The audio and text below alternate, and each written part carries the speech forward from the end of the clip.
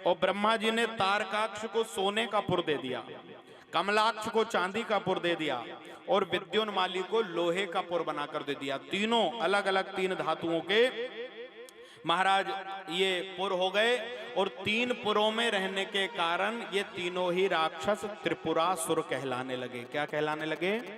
त्रिपुरासुर। हाँ, और इनने फिर एक काम और अच्छा करा। क्या?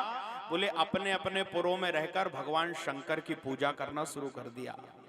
और देखो महाराज, अपने आप को सुरक्षित रखने के लिए ये राक्षस भगवान शिव की पूजा कर रहे हैं। विचार ये करो कि उस समय के राक्षस, चाहे वो रावण हो, चाहे वो त्रिपुरासुर हो, आप देखो उस समय के राक्षस भी अपने आप को सुरक्षित रखने के लिए, अपने आप को बचाने के लिए, अपने जीवन में बाधा ना आए उसके लिए क्या करते थे? बोले सनातन की शरण स्वीकार करके और महाराज परमात्मा का भजन करते थे।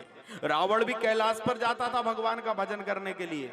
महाराज उस समय के राक्षस भी सनातन का आश्रय लेकर, परमात्मा का आश्रय लेकर ही अपने को सुरक्षित रखते थे। आजकल के तो राक्षस भी बदल गए हैं। बोलो शंकर भगवान की जय। हाँ, हमारा सनातन पे ही उंगली उठाने लगे लोग। विचार दुनिया का वास्तव में यदि देखा जाए ना तो पूरी दुनिया में धर्म तो एक ही है महाराज। धर्म केवल एक है और वो है सनातन धर्म।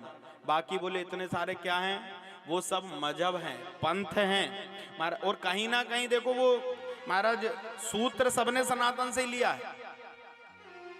कोई ने अहिंसा को पकड़ लिया और अपना एक रास्ता बना लिया, अहिंसा परमो धर्म। महाराज हम अहिंसा को मानते। कोई ने एक परोपकार, सनातन का एक ले लिया मंत्र और उस परोपकार को लेकर हम महाराज परोपकारी। अब कहां से हमारा सनातन तो महाराज अहिंसा का सूत्र सनातन ने दिया, परोपकार का सूत्र सनातन ने दिया, जगत कल्याण का सूत्र सनातन ने दिया। तो कोई एक सूत्र लेकर अलग से एक शाखा बना ली, वो मजहब, वो पंथ बन गया और उसको धर्म कहने लगे। लेकिन पूरी दुनिया में वास्तव में धर्म तो केवल एक है और वो है सत्य सनातन धर्म महाराज। दूसरा कोई और धर्म। और परमात्मा ने कृपा करके हमें उसका अनुयायी बनाया है महाराज। हम उसके सनातन धर्म के अनुयायी हैं। बोले ये धर्म कर्म करके भगवान शंकर को रिझाने लगे, शिव भक्ति करने लगे और महाराज स्वर्ग, आकाश, भूलोक ये जहां तहां घूमते रहते और कहीं भी ले जाकर अपने पुर को स्थापित कर देते। अच्छा, जहां ये पुर रखते वहां पे अब विचार करो कि इतना बड़ा हमारा जो शहर है ये एक पुर रथ के रूप में उड़ने लगे आकाश में, और इसको उठाकर कहीं भी रख दो महाराज, किसी गांव के ऊपर, किसी शहर के ऊपर, तो वहां तो रहने वाले सब दब गए, मर गए।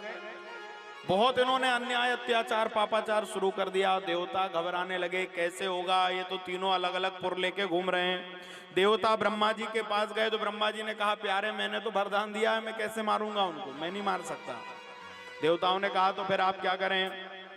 देवताओं ने ब्रह्मा जी को साथ में लिया और बोले चलो भगवान शंकर के पास चलें। तो भोलेनाथ के पास गए और भोलेनाथ के पास जाकर के स्तुति करी, देव देव महादेव भूतात्मन भूत भावना। हे बाबा भोलेनाथ, त्रिपुरासुरों से हमारी रक्षा करिए, रक्षा करिए, रक्षा करिए। तो भोलेनाथ ने इनसे कहा,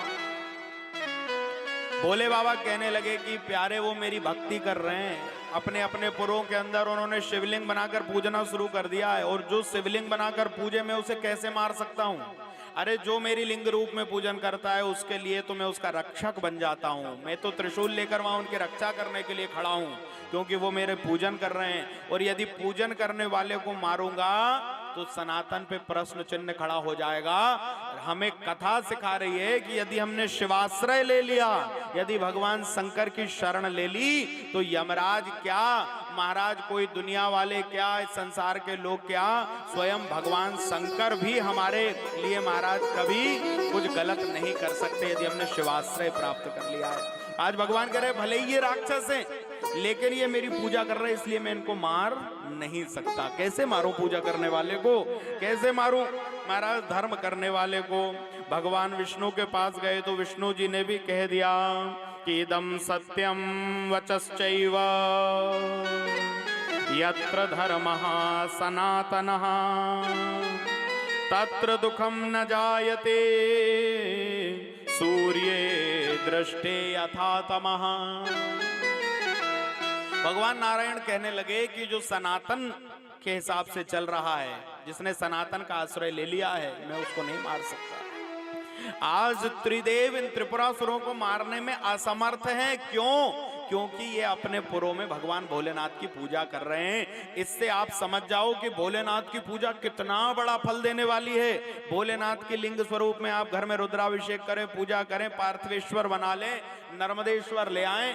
आप यदि अपने घर में प्रतिदिन शिव अभिषेक कर रहे हैं, भगवान शंकर की पूजा कर रहे हैं, तो काल भी आपका कुछ नहीं कर सकता महाराज, कुछ बिगाड़ नहीं सकता। क्योंकि आपने महाकाल के चरणों को पकड़ करके रखा है। क्या कर